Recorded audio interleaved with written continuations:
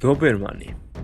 ეს სახელი უკვე 10 წლეულებია ადამიანებში ორ ურთიერთგამომრიცხავ ემოციას იწვევს: აღფრთოვანებას და პანიკურ შიშს.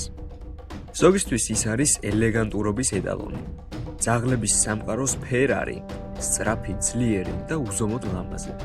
სხვაებისთვის კი ის არის ეშმაკის ძაღლი, აგრესიული, კვლელი, რომელიც ჰოლივუდის ფილმებში ყოველთვის ბოროტმოქმედებს იცავს. მაგრამ რა არის სიმართლე ამ შავი სილუეტის მიღმა?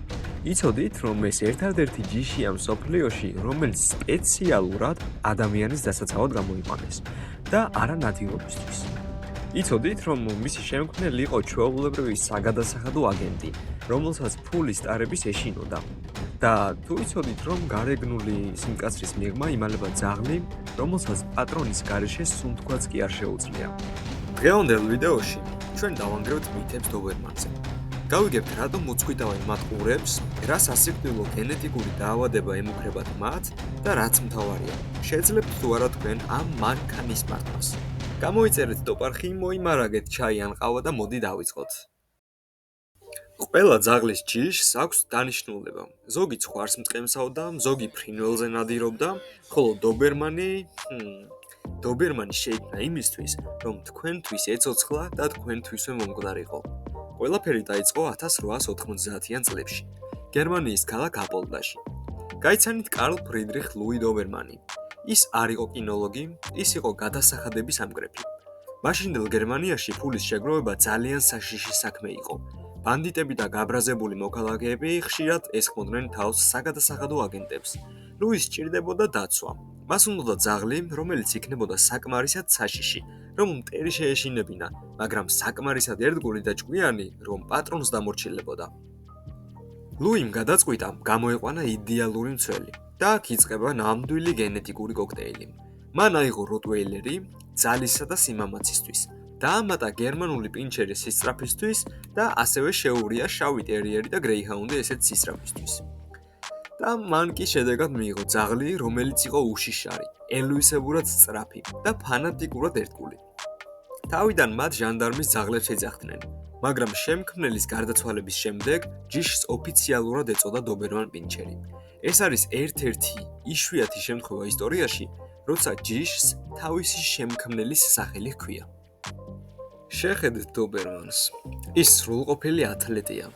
არც ერთი გრამი ზედმეტი ცხიმი, მხოლოდ კუნთები, ძალა და გრაცია. მამალი დობერმანი იწონის 40-დან 55 კილოგრამს და სიმაღლეში 72 სანტიმეტრს აღწევს. მაგრამ აქ ჩვენ ვაწყდებით ყველაზე საკამათო თემას: ყურები და კუდი. როდესაც დობერმანს წარმოიდგენთ, ალბათ თვალწინ გიდგა ძევით აშვერილი, წვეტიანი ყურები და მოკლე კუდი.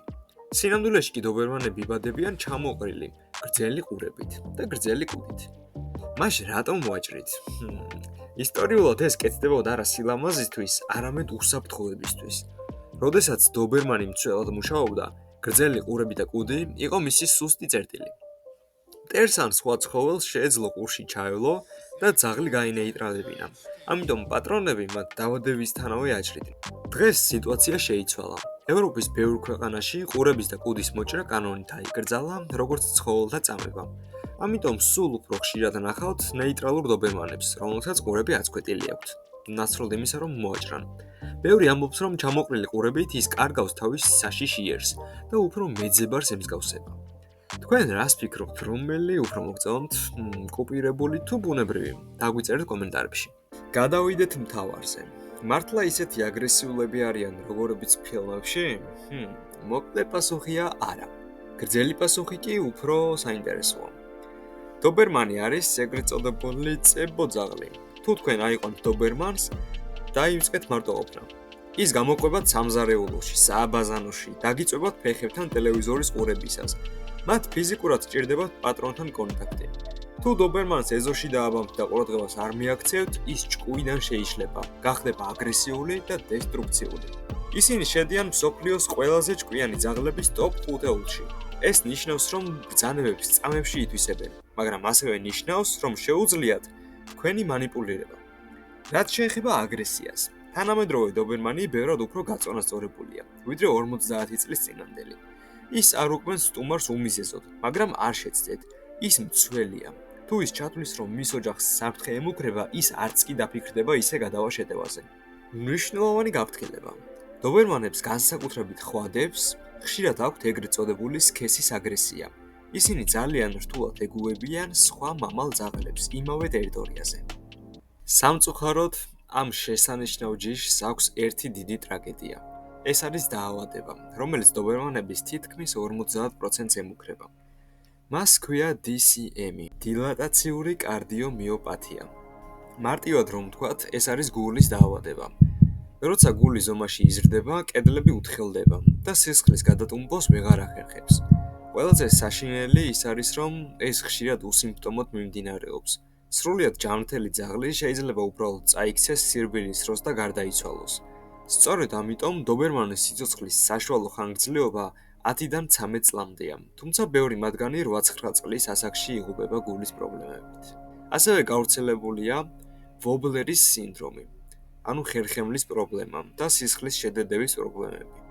თუ დობერმანის აყვანას გადაწყვეტთ, ლეკვის მშობლების გენეტიკური შემოწმება არაა უბრალო რეკომენდაცია, არამედ ეს აუცილებელიცაა. რა გავცეთ პასუხი მთავარ კითხვას: არის თუ არა დობერმანი თქვენთვის?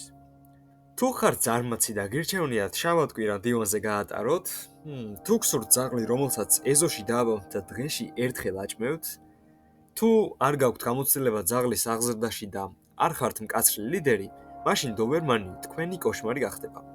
მაგრამ თუ თქვენ ხართ აქტიური ადამიანი, ეძებთ არა უბრალოდ შინაურ ცხოველს, არამედ სრულფასოვან პარტნიორს, მცველს და მეგობარს, თუ მზად ხართ დაუთმოთ მას დღეში 2 საათი ვარჯიშისთვის და მისცეთ უსაზღრო სიყვარული, მაშინ დობერმანი საუკეთესო გადაწყვეტილებაა, რაც კი ოდესმე მიგიღიათ.